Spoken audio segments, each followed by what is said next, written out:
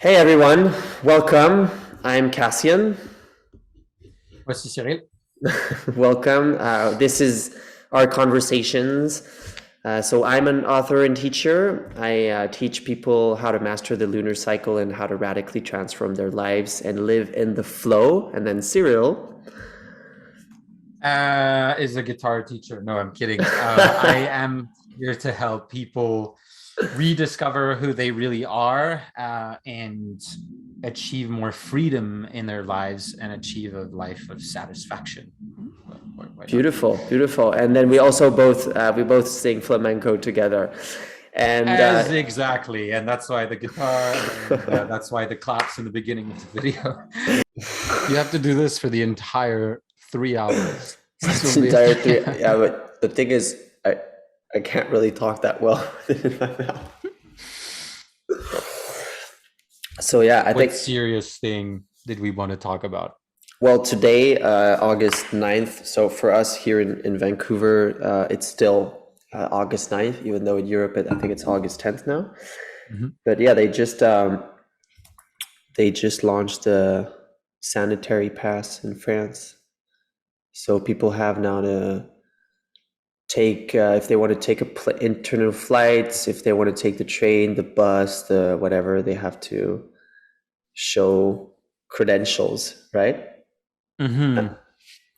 And I think people have been sort of marching in the streets and opposing as much as they could in these recent weeks, as they always do in France. But I don't know if they're getting anywhere because I think they passed a law anyway. Like they pretty much Yeah. just This Saturday, I think it did pass 2 days ago, and that same Saturday there was 250,000 people in the streets in France. And that's a yeah, as you lot. said it, yeah, it is a lot. And as you said it, it feels like there's like it's two completely unrelated events. Like one does not influence the other. It's completely detached and it's going absolutely nowhere, um, which is interesting. And I don't But know it's how crazy to. though. It's crazy though that there's always like this mass sort of public response to all these laws that have been, I mean, it's the same dynamic that's been happening for years in France. Every time there's a law, Mhm. there's this huge protest. I mean, I was even part of it in like 2016, and like it And when you hardly say moves years, things. we could say centuries. We could say Probably, probably, centuries. probably. I mean, I wasn't there, but I'm sure the same dynamic was on, and it's crazy because yeah, they go with it anyway. It's you've reached a certain of degree of leadership where it's we're doing something that we specifically know everyone doesn't want, and we're enforcing it. So that's the level of leadership that we have right now in France, and it's crazy to imagine that. Like how when you're in power, how can you actually envision the future of a state of a country when it's like, okay, so yeah, everybody's upset about this. All right, let's do it. No, it's Yeah, I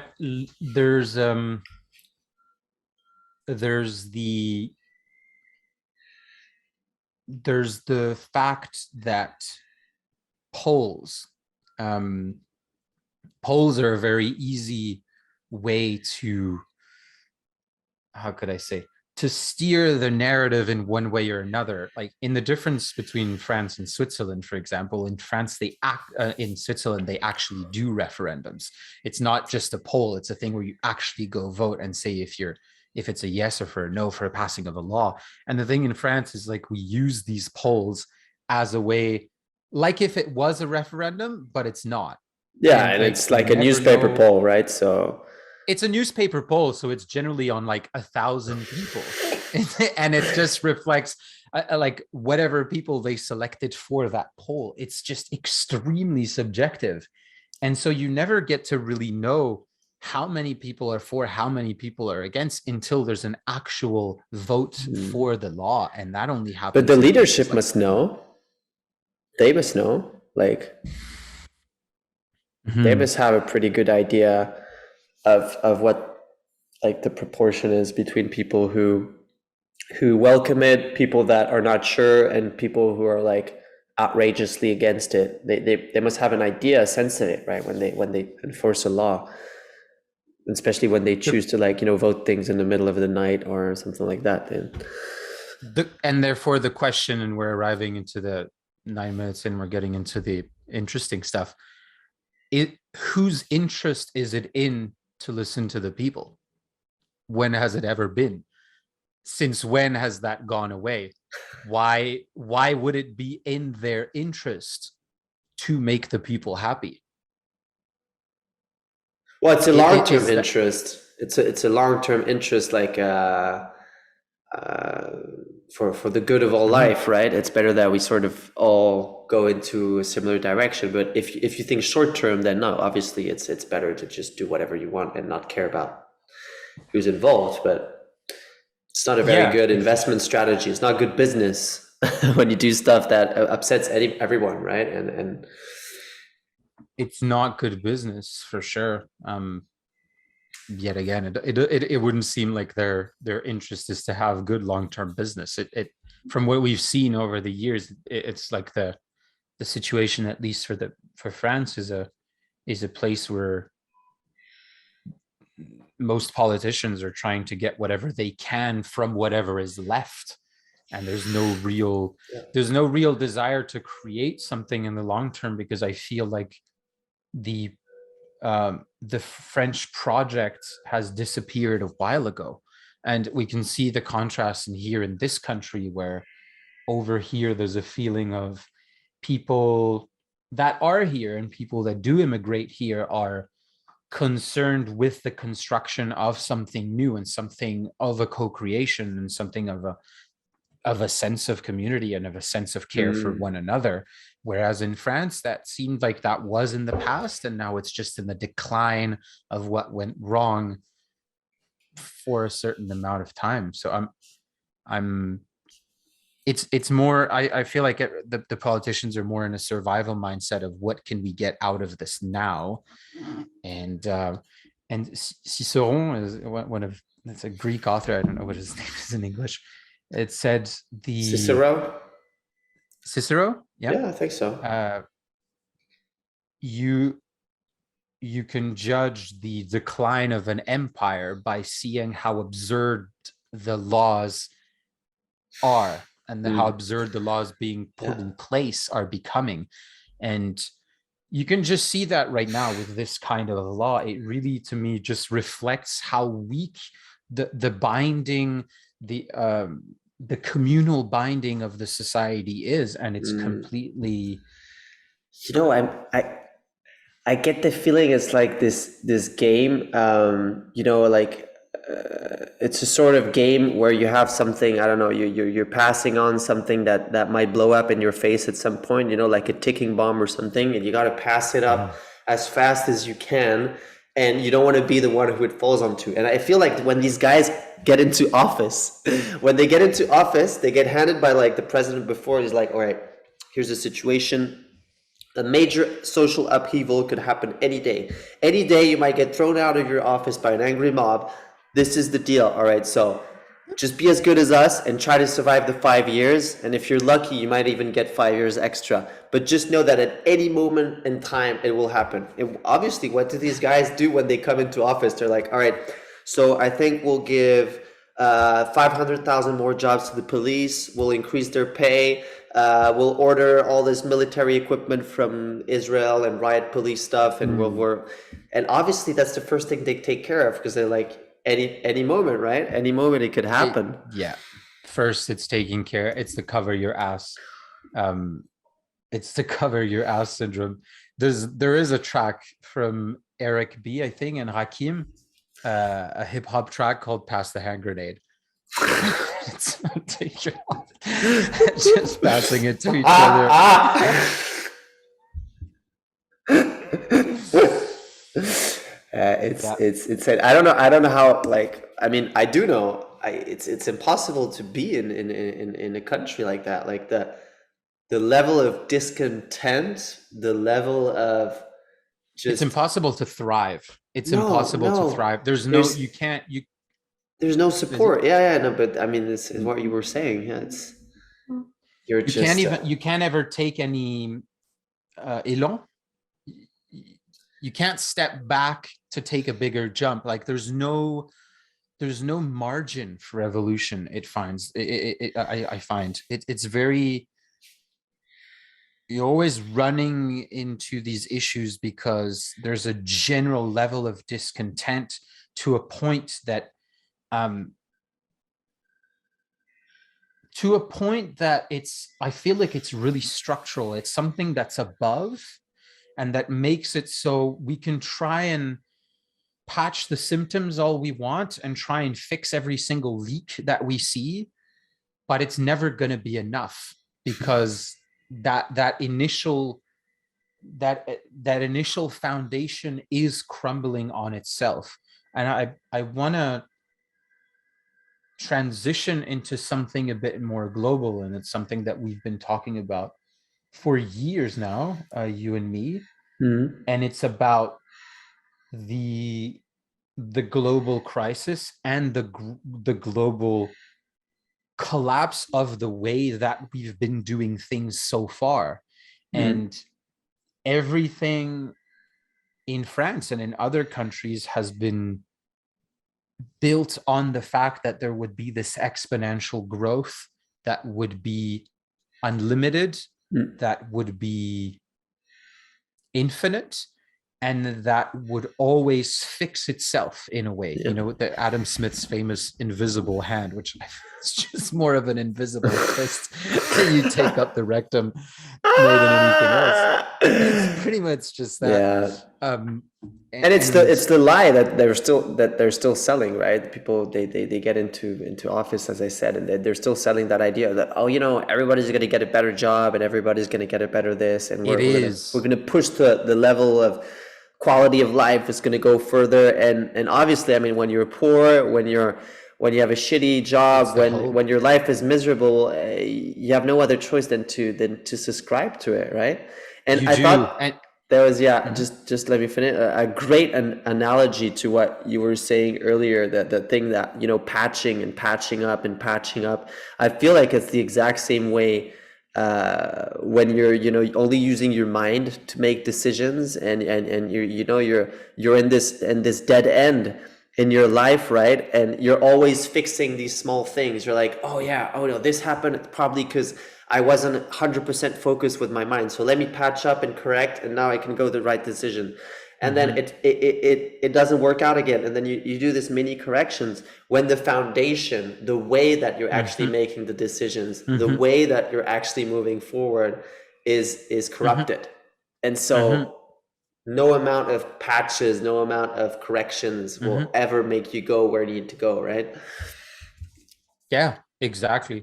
Exactly. It's, you can try all you want and you're only going to be fixing the symptoms. You're never going to be fixing the source. And that's been like, as humans, I feel our major weak link is not having the courage to look into the deepness of issues. And it doesn't matter if it's exterior or if it's interior. It's always boils down to that. Are we willing to look at the source of the issue and how deep it's actually embedded in us, and like how is it Mm, hurting us?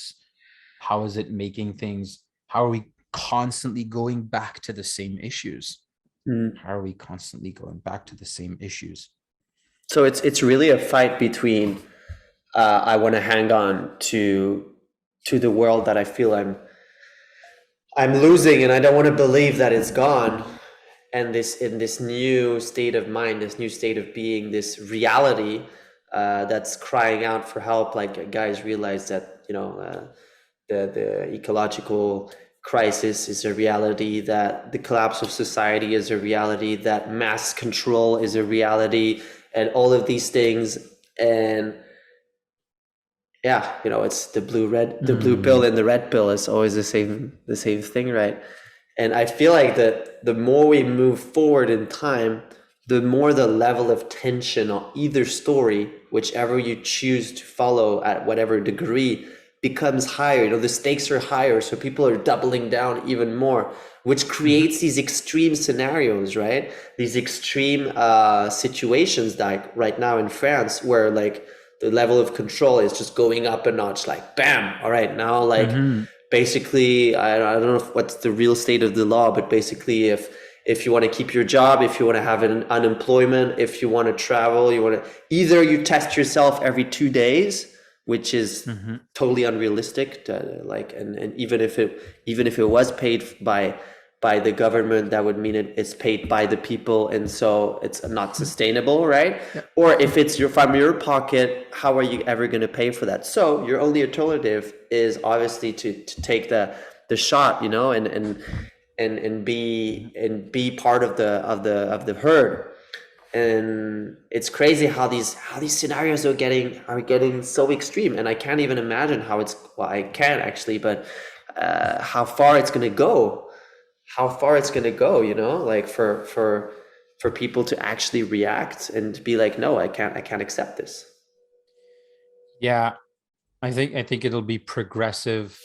Every harder decision, every authoritarian decision, and liberty crushing decision that comes from governments will make some people react, and it'll make others double down on their fear Yeah, for yeah, sure. yeah, And until a point, I feel, where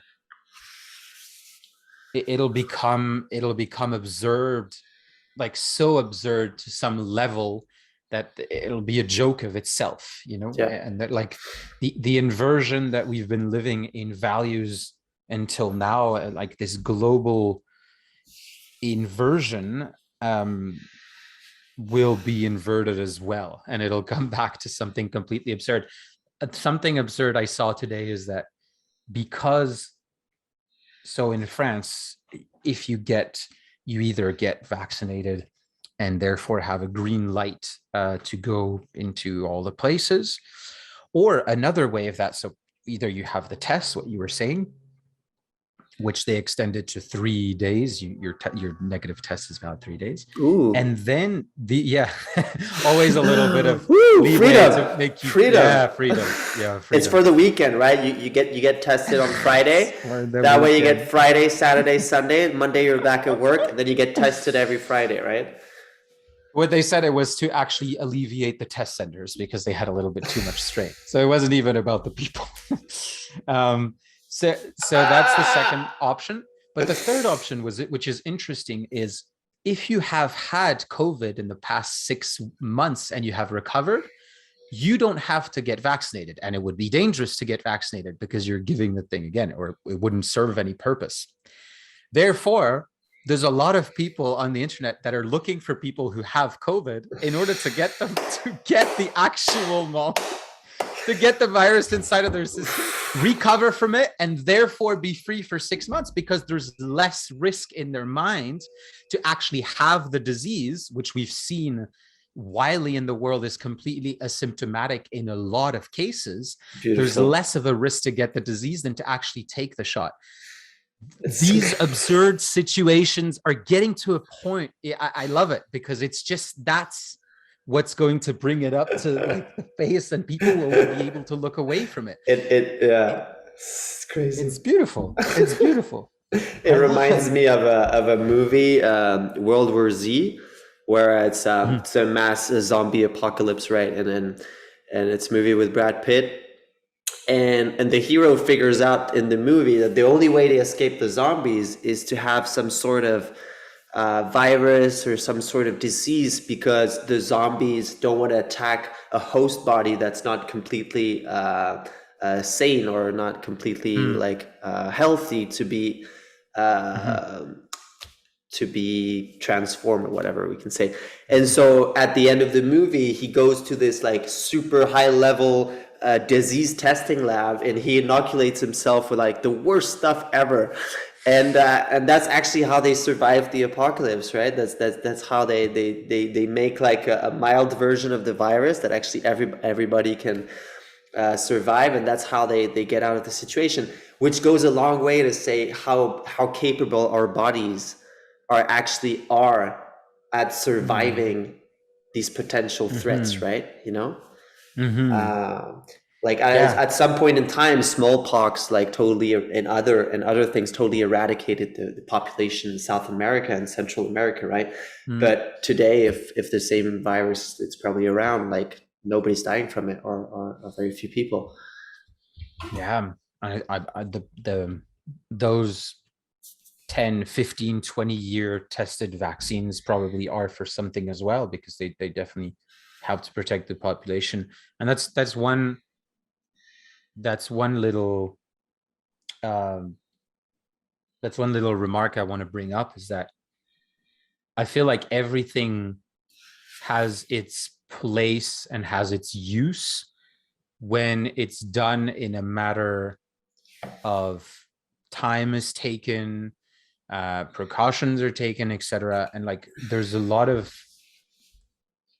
vaccines have done an incredible amount of good, I feel, to the population in certain populations, because it was a real advancement in science, in the sense that time was taken to evaluate these things, and it was issues that have been going on for such a long time.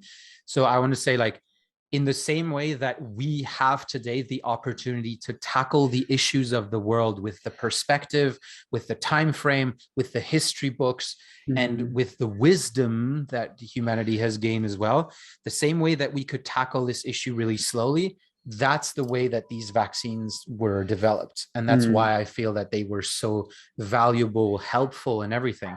So I want to get it out there that I've never had anything profound against vaccines.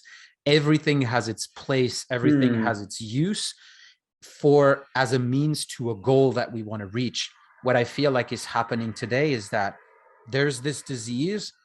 All of a sudden, these vaccines that came out extremely fast, and everybody will say, yeah, a lot of money was sent towards the research and everything. Like, sure.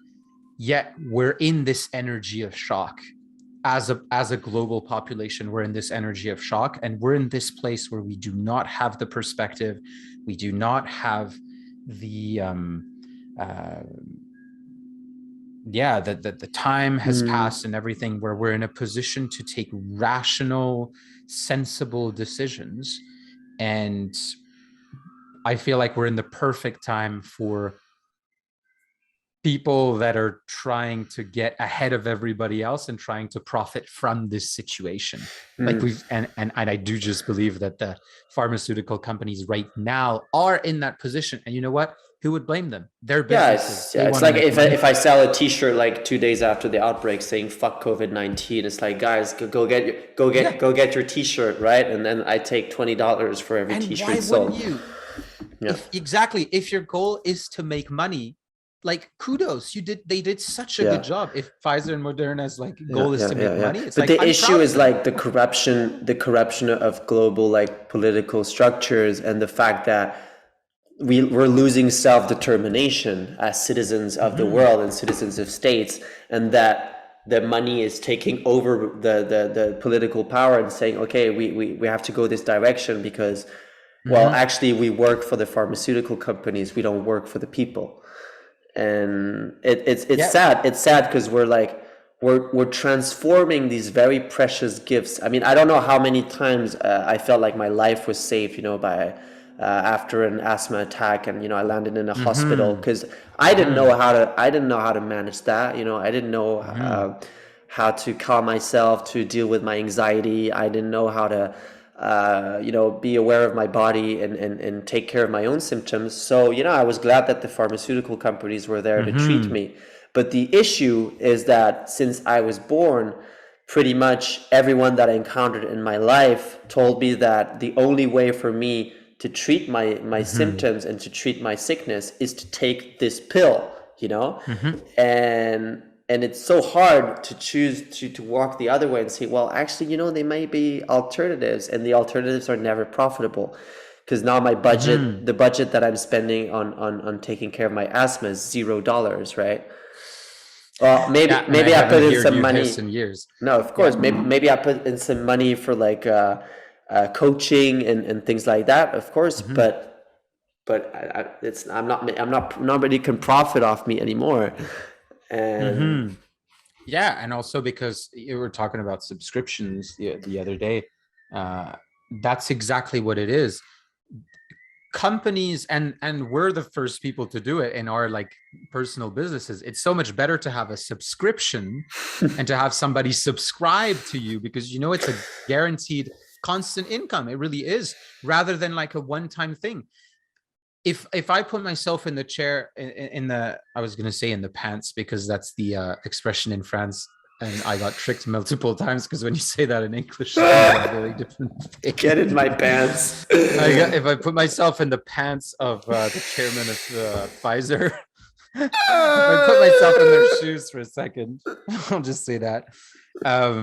It's I don't have any interest in people healing. I have zero interest in people healing. My business is solely based on the fact that people are sick.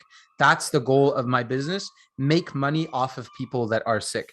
And when I say this, for those people that don't know me, I'm not interested in saying that that's good or bad or right or wrong. I'm just saying it serves a purpose.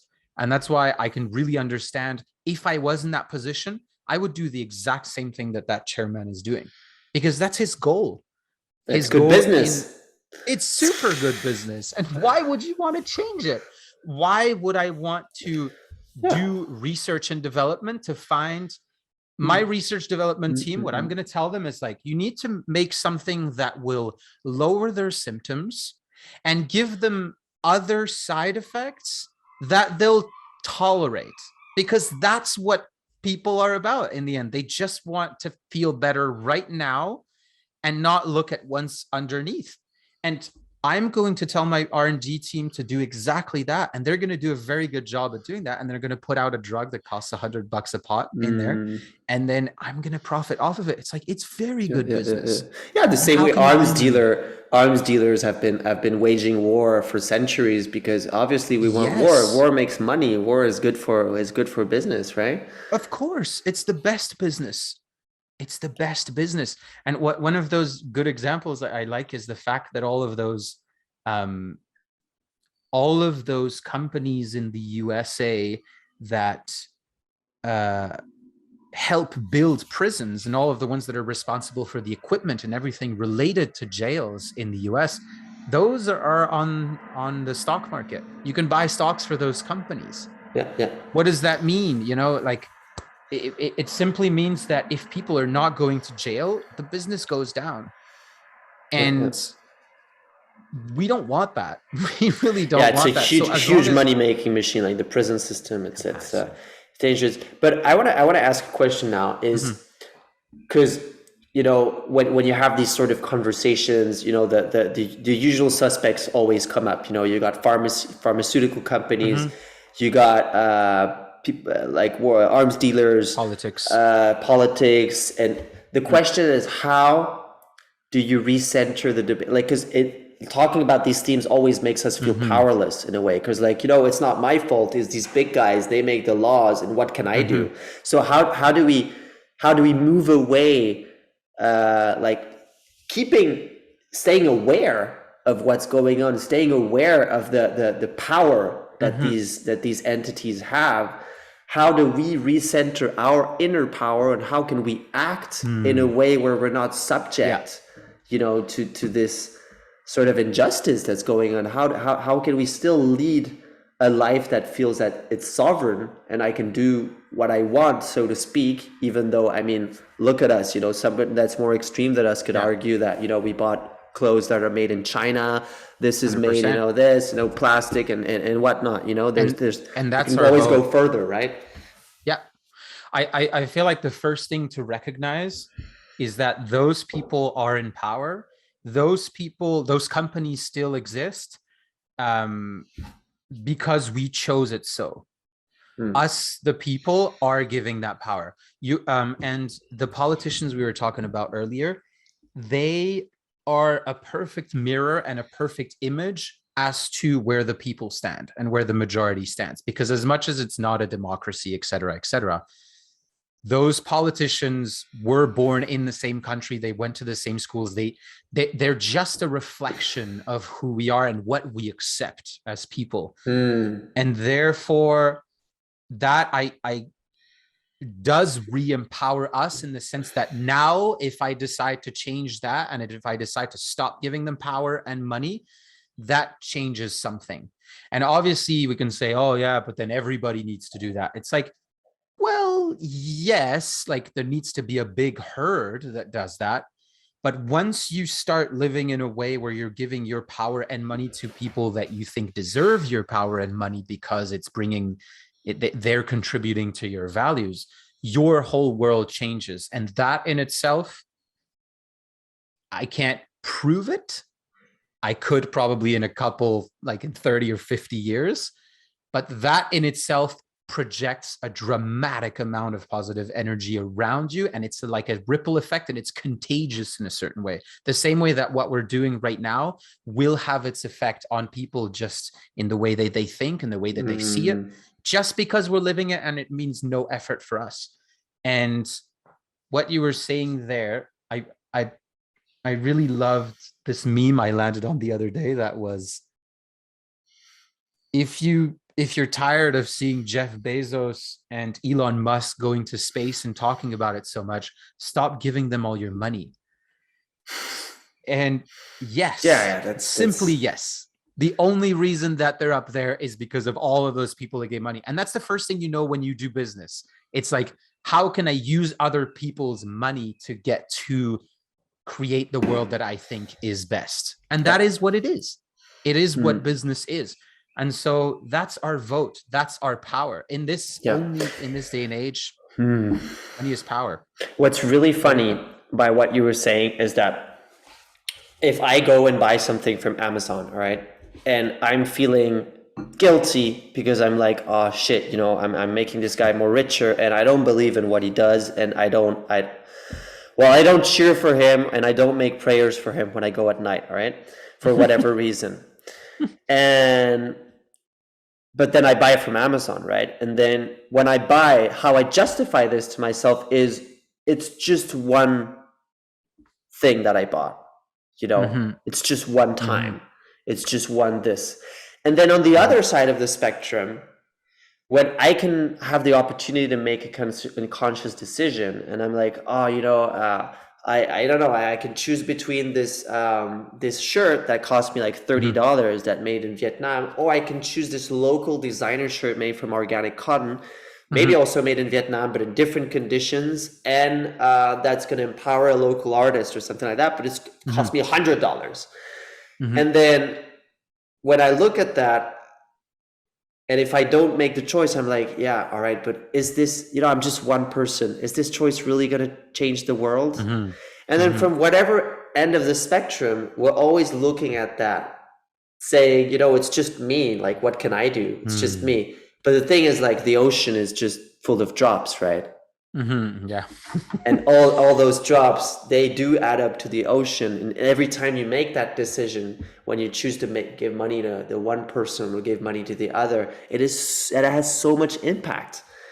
It has so much impact to the point that what we're seeing today is a result of choosing every single time to go to Amazon. That's why he's so rich. It's really that simple. It's really, really that simple. And it's just a matter of you taking the decision personally to do that. And we're all on a journey on this. So it'll take time. And for example, where I get my money from now, like what I work for and everything, it took me 5, maybe 6 years to finally move out of a system that I didn't want to be getting money from, and I didn't want to really contribute to, into something where like, what system is that? What system? Well, I was working as a software developer, and sometimes I was taking on a job that was, I think the last job I was working for a company in Switzerland that was, what were they doing? They were selling, how do you call those? High ticket products, high speculative markets, basically like everything that took the economy like to the ground. And I was working for honestly what could be considered by my judgmental mind as like the devil. And it was such good money. It was such good money. And like I really thought that I couldn't have that type of money if I was working for something that I really liked. And that was, you know, the big horrible paradigm, the built horrible lie. And it took me 5 years to switch. I'm getting paid just as much now for what I'm doing, and I'm doing it when I'm happy, Yeah, because yeah. it's helping people grow, and it's saving the world in my view.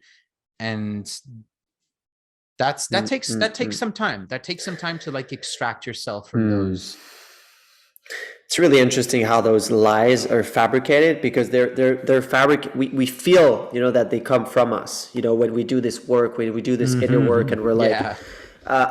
you know, I really thought that there was no money in I don't know, spirituality, or in coaching, or in doing things that enlighten the world. And then we take it onto us, you know, we're like, oh, you know, where did this belief come from? And, you know, oh yes, my mom and this. But then you do realize that at some certain level, if the same people that have been in power for so long and making money off oil and off arms and whatever and things for ages, who do you think fabricated the idea that it's not good business to do things the right way, that it's not good business to listen to your conscience, that it's not good business to save the planet, that it's all a lie that's been fabricated so that we continue to go the same way, the same old way, and we respect that, right? And yeah, you're giving me the opportunity to open on a slightly wider subject. Well, not wider, but more of a different perspective on it, because in all of these perspectives that we've talked about, there's a potential for blaming certain people, and there's a potential for sure. There's a potential for seeing the world in a very dual way, where there's there's bad guys and good guys. And remind me what you were just saying, what that last word is talking about. I'm getting into that place where I don't. I feel like I should just leave you there for a little while. Like, oh no! No, I was basically saying that those lies are fabricated. Yes, they're fabricated to keep the general population under those illusions, because they are workforce. It's kind of a modern way of enslaving, right? I mean, I'm not going to get into that, but everybody feels that. Nobody feels good after doing a job that they don't like. And we all, the only dream that we have is to finally be out of work.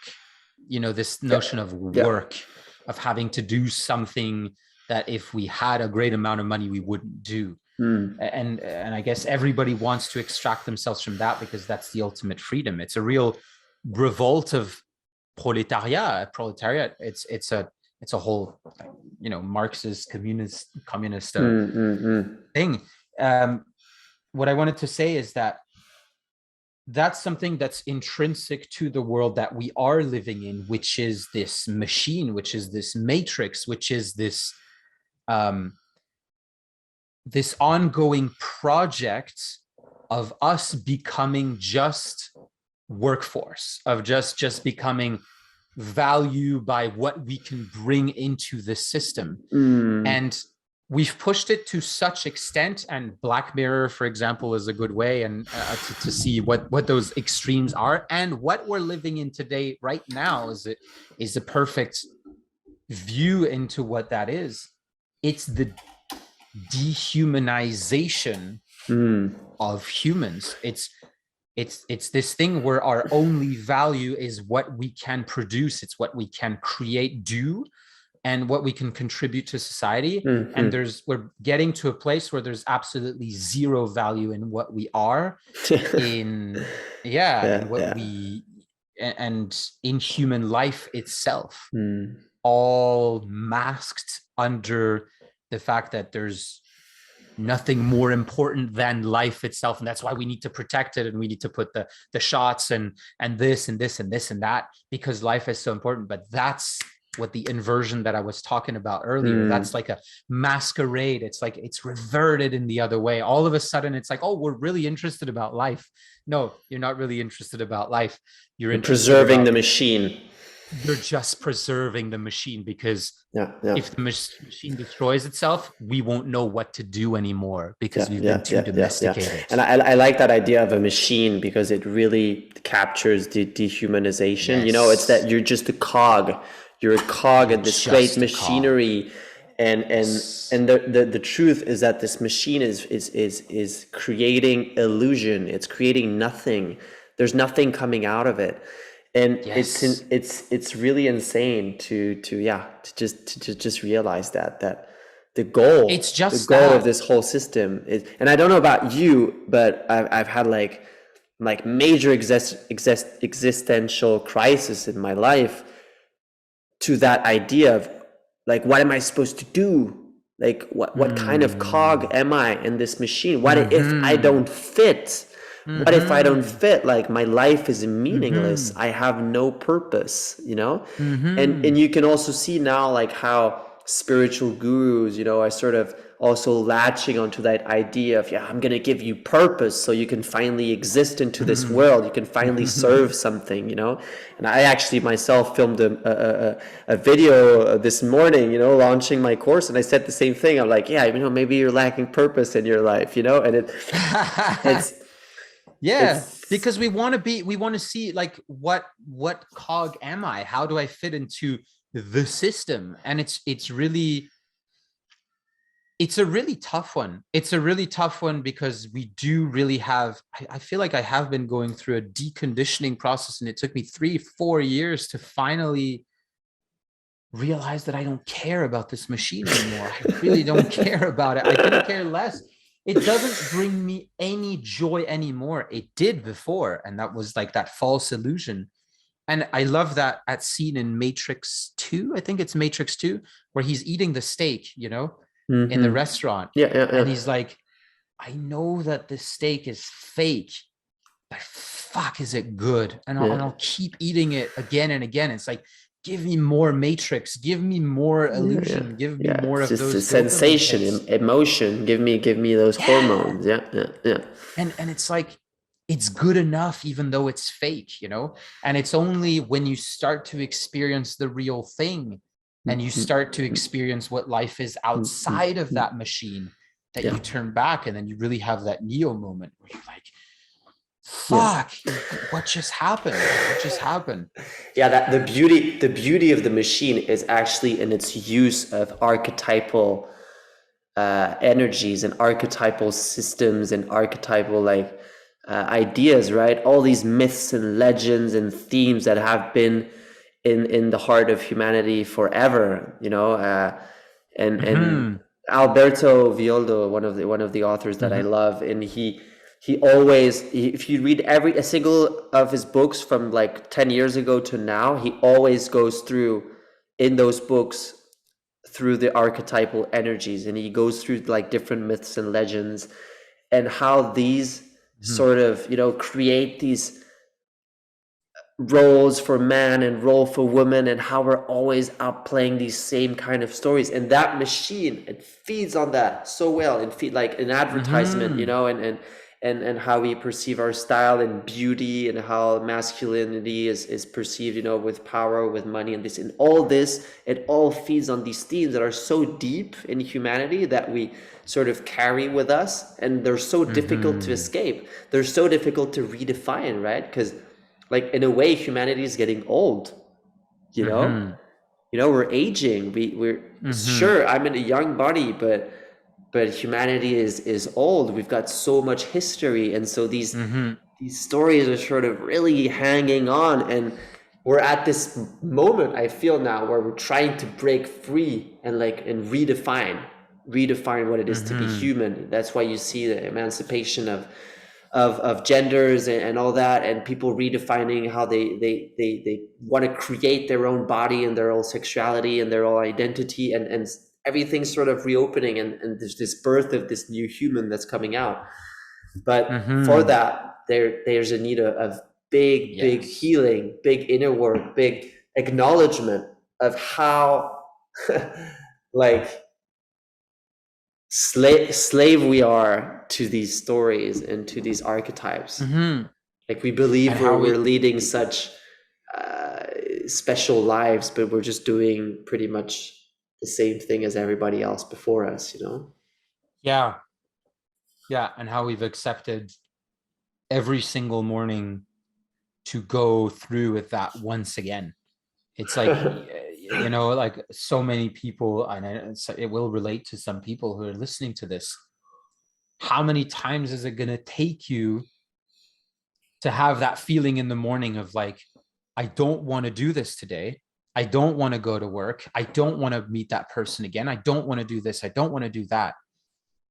And you manage to find a way to convince you that it's okay. That's the machine. That's the machine in you that's like keeping those things alive again and again. And you keep re-upping and re-upping the stakes, as you're saying, until you fall sick, until you get really sick, until you get a bigger disease, until this, and until it's forced upon you, and then like all those things. And gosh, once you start really trusting that you will be taken care of, first of all, financially, and the resources and everything outside of that machine by another power, then things start to really make sense. But at first, it's really important to understand that that whole lie of the machine is that without the machine, you won't be able to survive. Yeah. You won't be able to make it. Like Yeah, it's an initiation of adulthood in a way, because it's accepting, you know, like, okay, I don't need my parents anymore. I can live my own life. So it's the archetype of the providing father and the loving mother, right? It's like without this presence, I'm lost. Exactly. The job, yeah, the job being the thing that will provide you the security that you never got. The security is in your body. Like either you feel it or not. You don't give a fuck about a job if you feel secure. You're not interested by that anymore. Yeah. It doesn't make any sense. And it's a true process, but it's every moment. It's every moment. Is it a choice? It's a choice. It's like, are you going to be part of it or not? Are you going to be part of that machine or not? Yeah, I And want to it's in our ask you, head. like, I want to ask you then, like, what was the moment where you woke up that morning and you said that's it? 85 milligrams of MDMA. I guess that was a good starter point.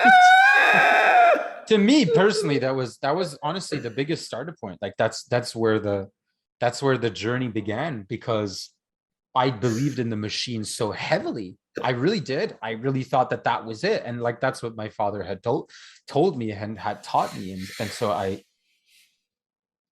I that's all I was thinking of. It's like how, you know, every year there needs to be a step up in my salary, and this needs to be getting bigger, and like I was drinking the Kool-Aid like every morning, and it felt good in a way, but like dropping that bit of Molly made everything so different, because all of a sudden I had a different experience. The spectrum of where we can post this is getting narrower and narrower by the minute.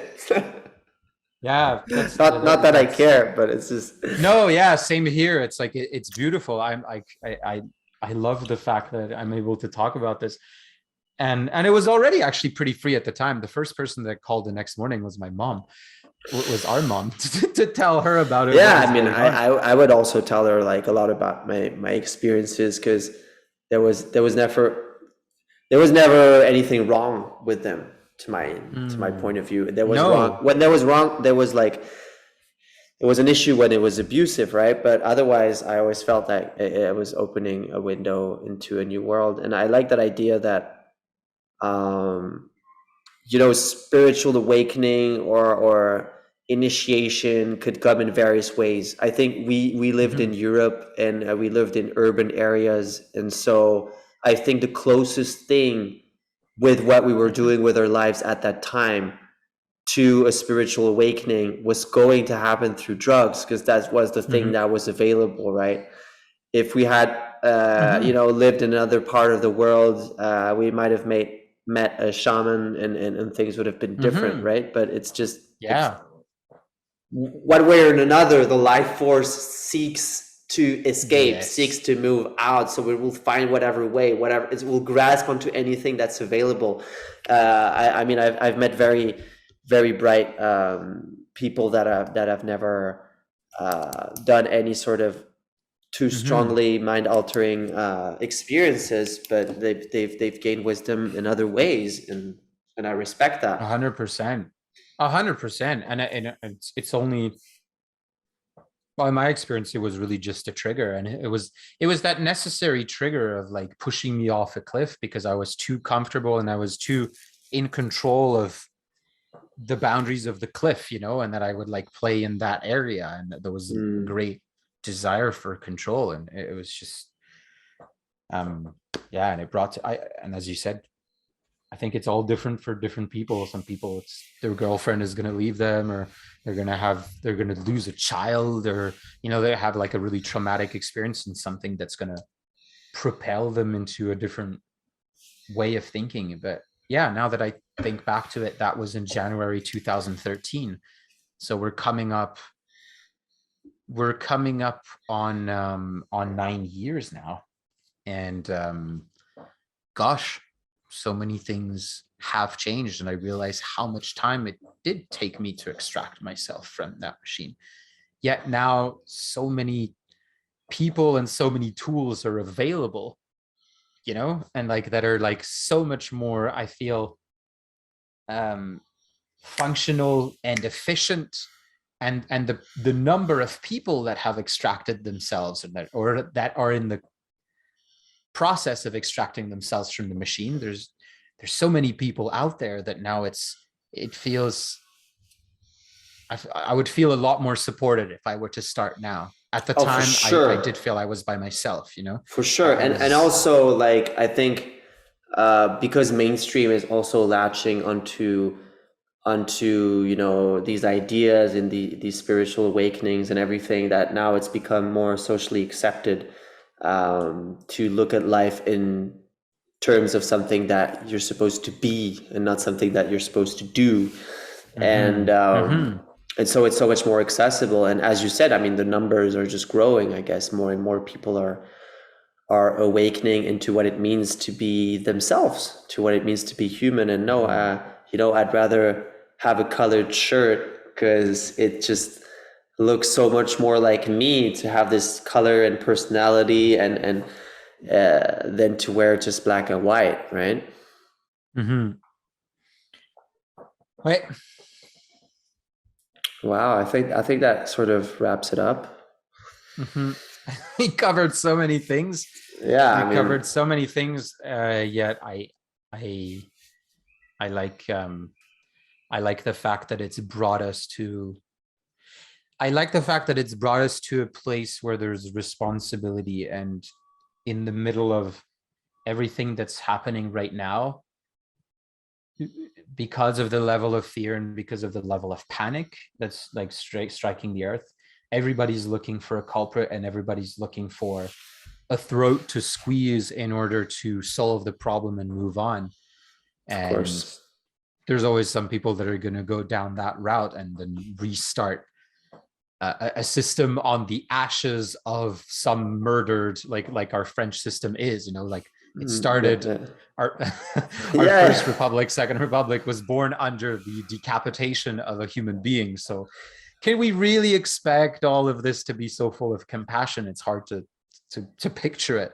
Yeah, But and like, people always talk about the French Revolution, and then just after that, we had the like biggest warmonger France ever had as a ruler. We had Napoleon just after the revolution. So yeah, there's been murder everywhere. So it's, to me, as long as there's no uh, personal responsibility that's taken for what the state of the world is in right now, and that like we're not all responsible and we've all played our part in drinking that Kool-Aid and being okay with living in that machine, with obviously no judgment, no guilt, and no shaming and no blaming, in total Just acceptance that. that's yeah, and total acceptance that wasn't, we weren't conscious of it. But if you're conscious of it and you keep going into it, that's when you're just not being true to yourself. And we have the opportunity to be 100% true, extract ourselves from it, and move on, and move on, and move on to something new. And I like this.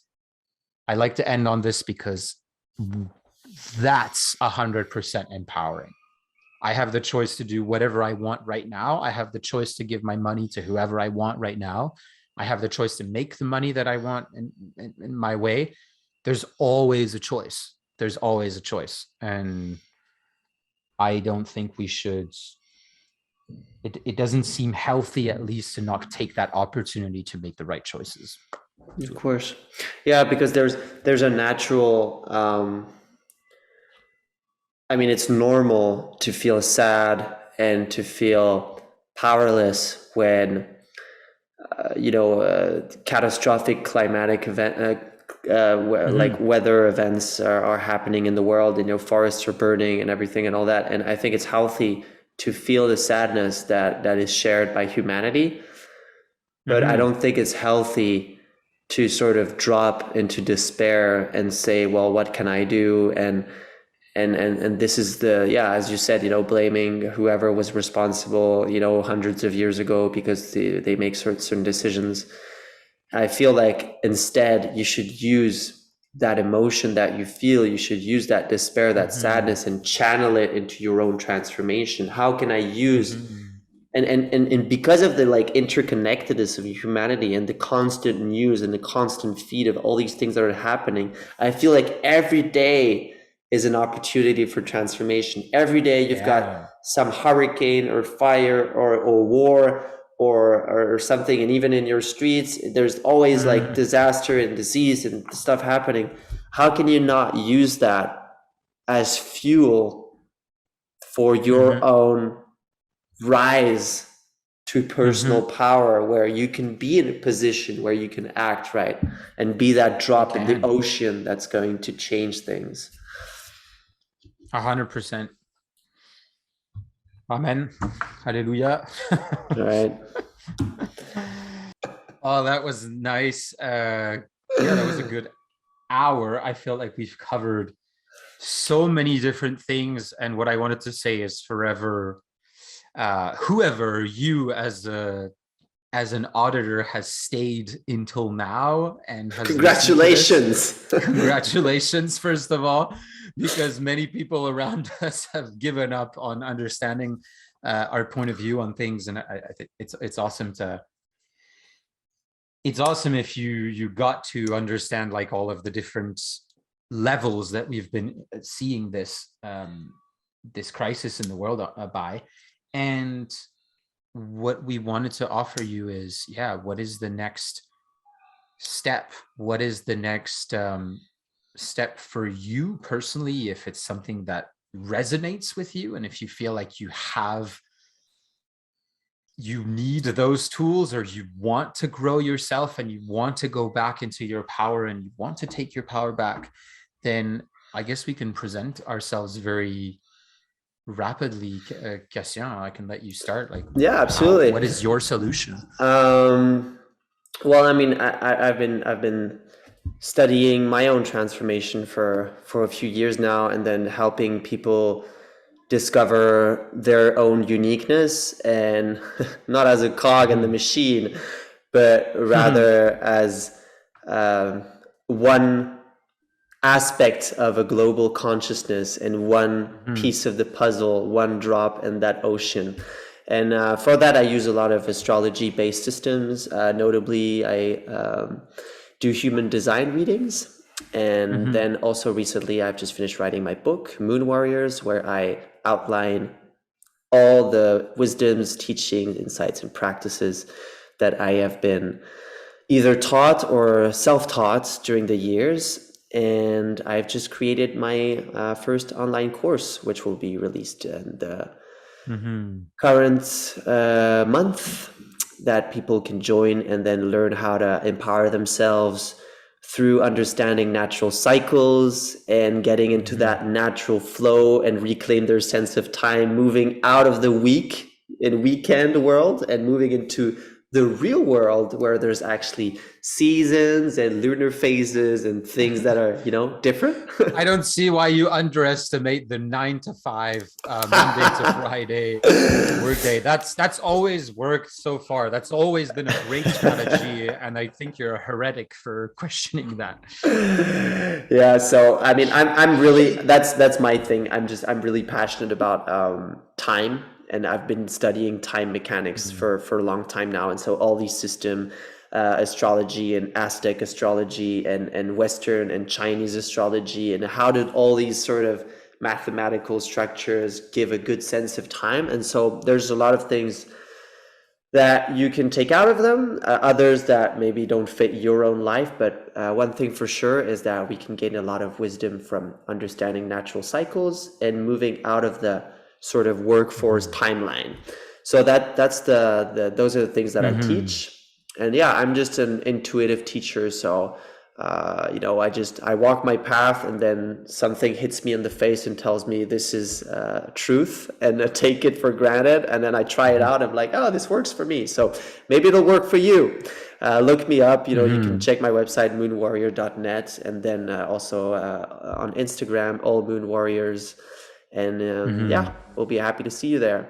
And Cyrille, if you want to share the beautiful work that you're doing, which I'm absolute fan of. A convinced disciple. Absolutely. So I've recently been looking at what was the best way to explain it, and the best that I can come up is Freedom Teacher, as this program that I've been offering to people was first really started out as a client type relationship, and it's moved on to something where I really feel like I'm more in a position of a teacher and teaching people to reconnect with themselves. And it works through a process, through a program, where in 2 parts, and the first part being one where the individual is going to decondition themselves of everything that has been conditioning them. And that means looking into negative episodes, traumas, childhood traumas, where they were born, all of the things in what family they were born, and the parents and the grandparents and the great-grandparents, and basically all of the environment and what has shaped them to think the way that they're thinking right now. And out of that deconditioning process in the first phase, it really feels like after that phase, the person can walk having put down their 20 backpacks, suitcases, and the couple extra bricks that they were dragging around with their teeth for nothing. And we all feel that. We all feel that a lot of people that are starting on this path can have a really hard time in seeing progress because it can be very slow.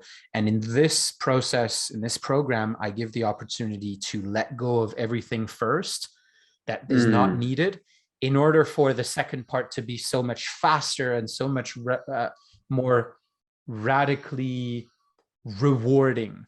And all of that done with way more comfort, experiencing a lot more positive emotions, experiencing a lot less guilt, like you have, Cassien, experiencing a lot less shame, experiencing a lot less of those daily things, anxiety, things that are really like keeping us, and that are constantly dragging us back into this place where we feel powerless and hurt and negative in general.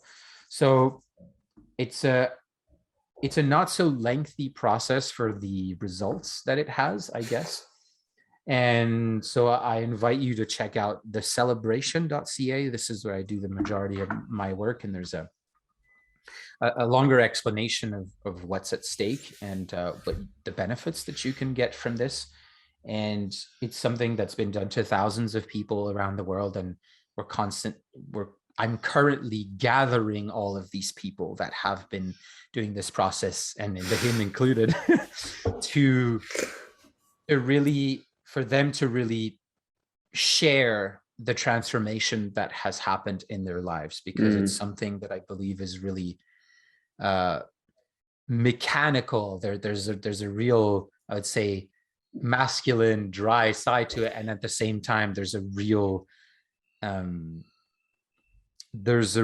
softness to it, in the sense that we're compassionate. We're compassionate as teachers, and we're there to really hold space, and let the student unravel all of these negative emotions that they've been going through all their entire lives. And yeah, it's been really working out great so far, and I'm loving what I do as well, and that really helps. It doesn't feel like a job ever. I hope you teach people to feel as relaxed as you do on that chair, just lay back.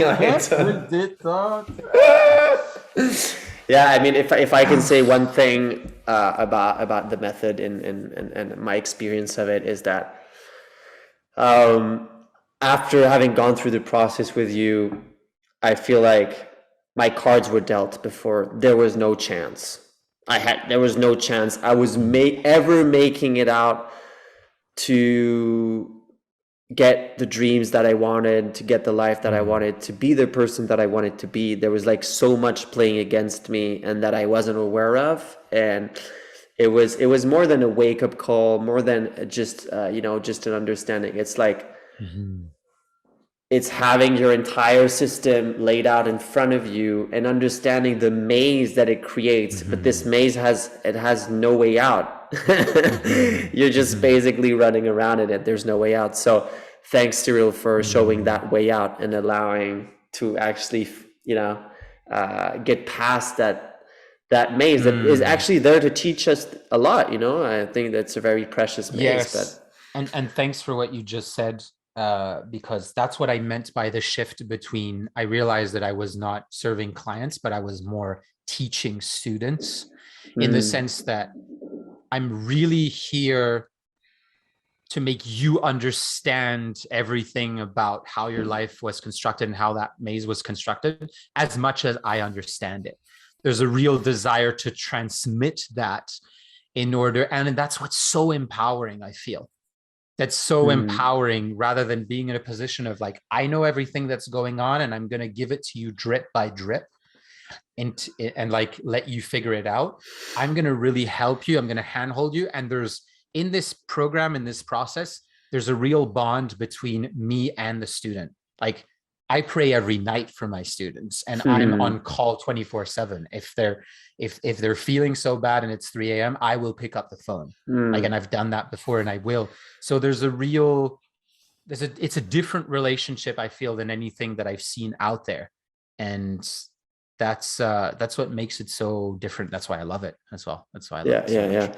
And I mean, it's worth to mention also that, once the process is over, you go back to being a friend and a teacher, and you sort of move away from that very, very close bond. But that close bond is what makes it possible, right? It's amazing.